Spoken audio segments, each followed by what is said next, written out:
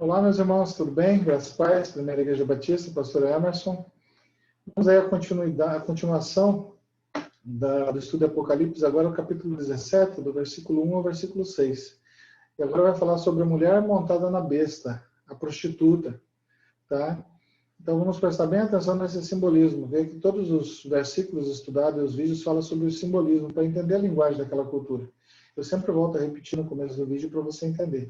Procura ver os capítulos que você tem interesse, alguma coisa que você tem dúvida, e olha nos vídeos, que todos os vídeos têm marcado ali os capítulos, os versículos, tá? Comentado, tá ok? Então vamos lá? Capítulo 17, versículo 1 ao versículo 3. Ao 6. A mulher montada na besta. Um dos 7 anjos que tinham as 7 taças aproximou-se e disse: Venha, eu lhe mostrarei o julgamento da grande prostituta.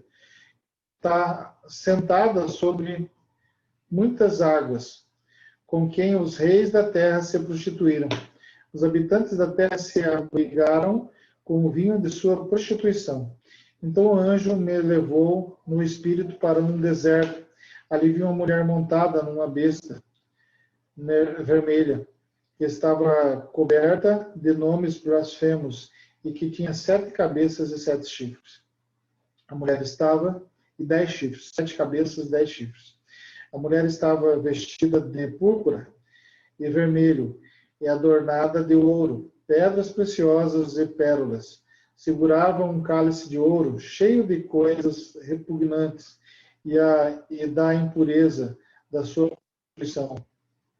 Em sua testa havia esta inscrição: Mistério, Babilônia, a grande, a mãe das prostitutas e das práticas repugnantes da terra. Vi que a mulher estava embriagada com o sangue dos santos, o sangue das testemunhas de Jesus. Amém? Amém, né? Vamos então ao comentário? É gostoso estar estudando, eu gosto muito de vários livros, estudar. E é interessante também, hoje em dia, poder ter essa facilidade de estar estudando aqui, gravando para a igreja, e gravando para quem quiser escutar também, quem tiver interesse a isso, né? Se você tiver interesse, você clica aí, participa junto conosco aí, que você sempre vai estar recebendo um estudo, tá? Diretamente bíblico, tá? Por isso que você vê a gente aqui com a Bíblia, a gente vê estudando, lendo, né?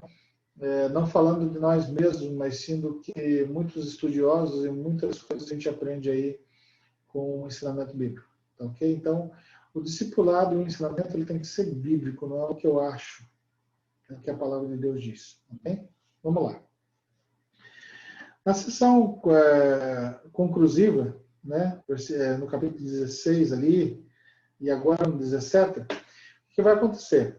Do capítulo 17, 16, 17 até o 22 é a conclusão. Nós estamos agora no êxtase, né, no extremo do julgamento. A gente agora sempre isso, vai falar sobre a prostituta, vai falar sobre a besta, vai falar sobre o julgamento final. E do 22 ali a gente vê sobre a Nova Jerusalém. Tá? Então aqui ela vai falar sobre a prostituta. A sessão conclusiva 16, 17, 22 e 25 tem 2 temas principais, a prostituta e a grande cidade. Tá? O capítulo 17, de 1 a 5, 15 e 16, a esposa do Cordeiro ou a Nova Jerusalém.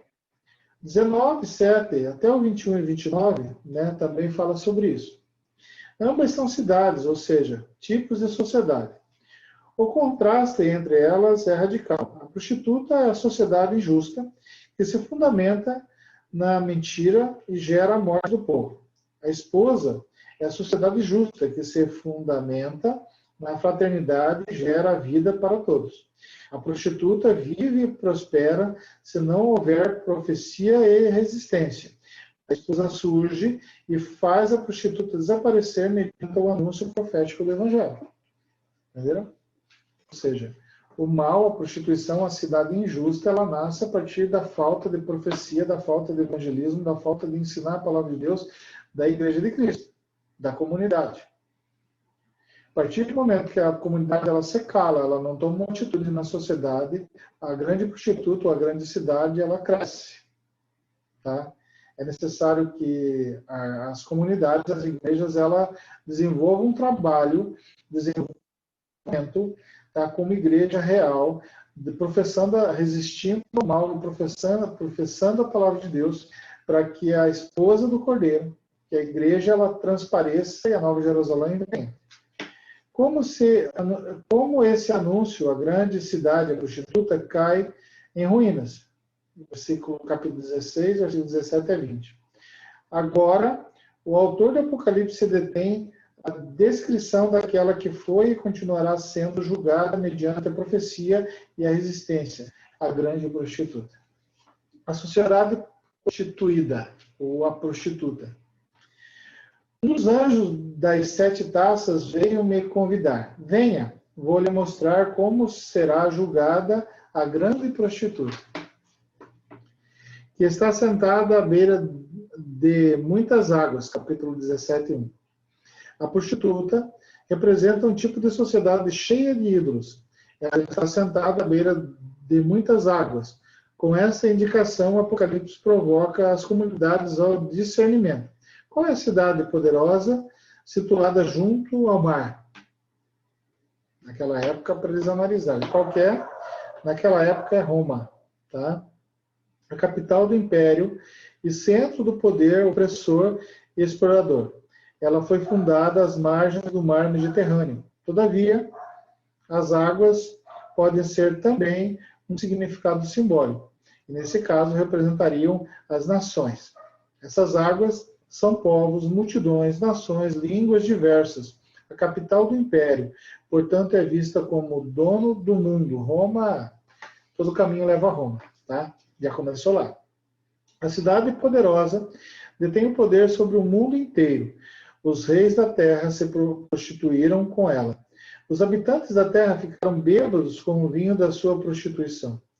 É o lugar para onde convergem os poderosos do mundo inteiro, pois a grande cidade é capaz de embriagar todos os que têm sede de poder. E não é diferente hoje. A grande prostituta hoje, ou a cidade da prostituição, são aquelas poderes e sociedades que desfrutam do prazer e da riqueza e do poder à custa do sofrimento alheio. E as pessoas que convivem com a prostituta são aqueles que têm prazer nisso e convivem com isso também e se deleitam nisso. A cidade poderosa detém o poder sobre o mundo inteiro. É o lugar para onde convergem os poderosos. O lugar em que se encontra a prostituta é o deserto. E o anjo me levou em espírito até o deserto. Versículo 3. Para o povo bíblico, o deserto pode ter vários significados, entre eles o da moradia dos demônios. Parece ser esse o sentido dessa afirmação. A prostituta tem tudo a ver com o maior inimigo do reino de Deus, que é justiça e fraternidade. A prostituta tem tudo a ver com o maior inimigo do reino de Deus, que é a justiça e fraternidade. Só o discernimento profético é que chega a essa conclusão. De fato, o autor de Apocalipse é conduzido em espírito, tá? A semelhança dos profetas do Antigo Testamento e do próprio Jesus, em João 1,32 e Lucas 4,1, quando é levado ao deserto. No Apocalipse, as grandes experiências são feitas no espírito, como já vimos desde o princípio. É o espírito da profecia quem estimula o discernimento e faz descobrir onde está a grande prostituta e quem a sustenta. Com efeito, movido por esse espírito, o autor vê uma mulher sentada sobre uma besta de cor escarlate, cheia de títulos blasfemos. A besta tinha 7 cabeças e 10 chifres. Versículo 3. Quem sustenta a sociedade injusta, a prostituta, é a besta já descrita no capítulo 13, lá que nós falamos. Aqui temos mais um detalhe que ajuda a dar nome à besta, a cor escarlate. Essa era a cor vitoriosa dos generais romanos. Tá? A besta, portanto, é o imperialismo romano encarnado no dragão da história. O imperialismo sustenta e promove a grande cidade, que gera a morte do povo. A própria prostituta se veste assim, sinal de que essa é sua identidade. Os títulos blasfemos, já explicados no capítulo 13, vamos comentar agora, também demonstram que a prostituta e a besta formam um par homogêneo. São pai e filho, né? Vamos lá. A besta, a prostituta, lembram? O dragão. É a sociedade que explora as riquezas do mundo inteiro. Estava toda enfeitada de ouro, pedras preciosas e pérolas. Tinha na mão um cálice de ouro cheio de abominações, que são as impurezas de sua prostituição. Versículos 4. Sabe-se que naquele tempo, 90% de todos os produtos e riquezas do povo dominados convertiam para Roma. É a exploração econômica que impede os povos sobreviventes, tá? Que convergiam para Roma, né? Que é a exploração econômica que fazia com que eles sofressem naquela época. E não só uma exploração econômica, mas uma exploração de fé, que obrigava eles a ter que seguir, né, o que eles colocavam como se posicionavam como divinos. O que o imperialismo tem a oferecer é resultado da exploração internacional, pura idolatria, pois sabemos que Deus destinou os bens da criação para todos. A grande idolatria e a prostituição é enriquecer às custas da exploração e da opressão dos bens que deveriam sustentar a vida de todos. E aí é interessante, né? No mundo que vivemos hoje, onde que estão as terras? Eu vi uma pesquisa que 500 hectares em diante está na mão de senadores, deputados e grandes fazendeiros aí em Mato Grosso. Eu fico imaginando assim, gente, quantas gerações não trabalham na roça, né? Para poder ter 500 hectares. E daí você olha, só estou dando um exemplo, daí você olha, assim, saiu no jornal que o Brasil é o maior exportador de grão, principalmente de soja, produtor. E o óleo passou de R$ 2 e pouco, R$ 3 para R$ 6 o litro. E daí você lê Apocalipse aqui, como nós estamos conversando, e entendendo que os exploradores não estão fazendo segundo a vontade do Senhor, mas eles acham que está bem. Porque quando o Senhor fez o céu e a terra e colocou Adão e Eva, e como, se alguém não entende dessa forma, mas como colocou o homem para trabalhar e viver do seu suor do seu rosto, ele colocou para que se sustentasse assim. Antes existia o direito à propriedade. Eu lembro de algumas coisas, e talvez alguns não lembrem.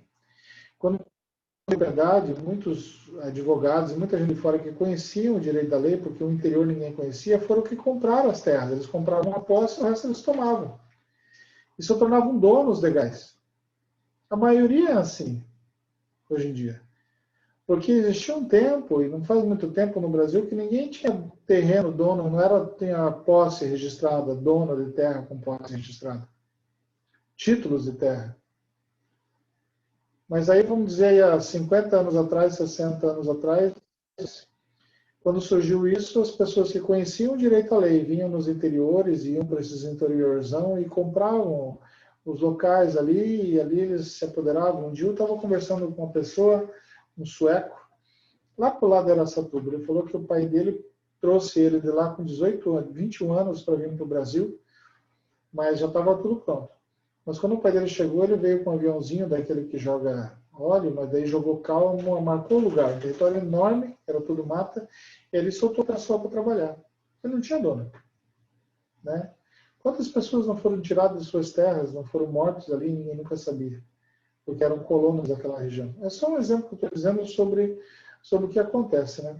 Quem que é dono do poder? Quem é o dono das grandes empresas? Quem é o dono das grandes terras? E assim por diante. Por ser o centro da dominação política e da exploração econômica da capital, o imperialismo traz o nome de misterioso. Babilônia Grande, a mãe das prostitutas e das abominações da terra. Versículo 5. o discernimento profético é provocado, o autor não diz exatamente qual é essa sociedade corrupta e exploradora, simplesmente insinua, recordando a Babilônia do tempo do exílio. As comunidades perseguidas saberão dar nome aos bois, ou seja, se você é uma comunidade, se somos pessoas que vivemos por isso, sabemos dar o nome aos bois, tá? Naquela época também.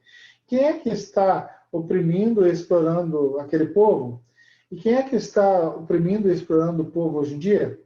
Onde está a fonte da idolatria? De onde vem a opressão política, perda da liberdade e a exploração econômica, roubo dos bens que sustentam a vida, que obrigam 2/3 da humanidade a morrerem de fome e de doença a cada dia? Onde está? Essa é a grande prostituta. É a cidade blasfema. A descrição da sociedade injusta chega ao ponto alto. Reparai que a mulher estava embriagada com o sangue dos santos e com o sangue das testemunhas de Jesus. Versículo 6a.